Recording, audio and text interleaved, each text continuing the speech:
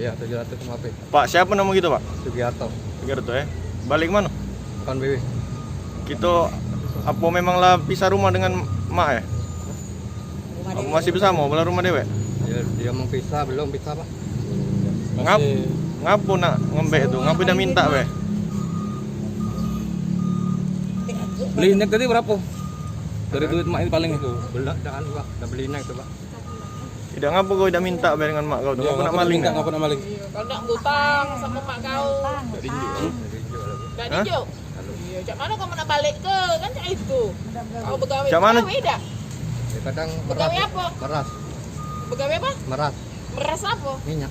Meras minyak, bukan meras wong. Macam mana kau ngembek duit umak kau tuh? Dalam kamar. Tahu ke tempatnya? Hah? Tabungan umak kau apa kau ambil tuh? Rumah sepi ya itu. Iya. Tidak duit sebanyak itu memang simpanan umak kau? RT. Apa? RT. RT. RT. RT. Malu nian kau. Anak RT. Judulnya anakmu RT maling. RT.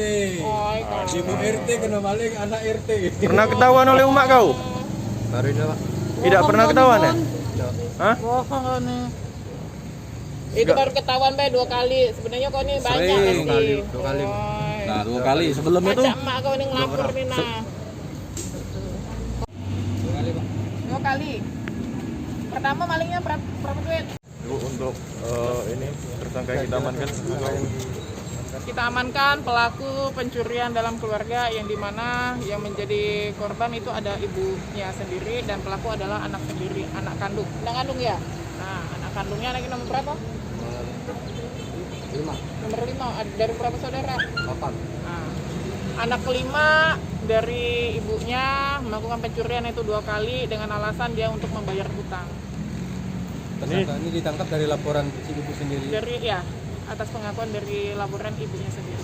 Ini tinggal bersama ibunya, Bu. Ya, modusnya ibunya nggak ada ya. Ibu kamu nggak ada, langsung diambilnya duit daripada ibunya. Untuk total kerugian sang ibu sendiri. Kalau misalnya di total semuanya kurang lebih sekitar 8 juta. Pengakuannya apa? Apa atau gimana? Untuk